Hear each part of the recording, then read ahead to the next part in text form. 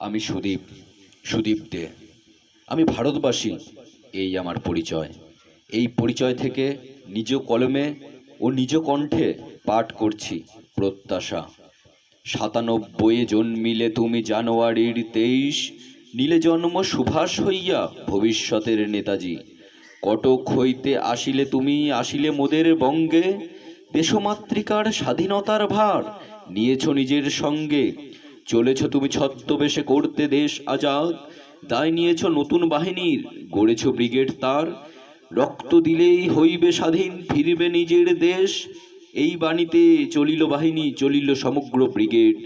Rangoon হইতে করিলে প্রবেশ, চলিলে দিল্লি পথে, করিলে জয়, উড়াইলে নিশান স্বাধীন দেশ মাঝে।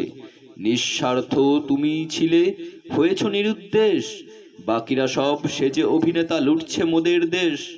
আসবে যেদিন সুভাষ মোদের, ফিরবে ব্রিগেড নিয়ে, স্বাধীন দেশের পরাধীনতা ঘুচবে সর্বত্রে।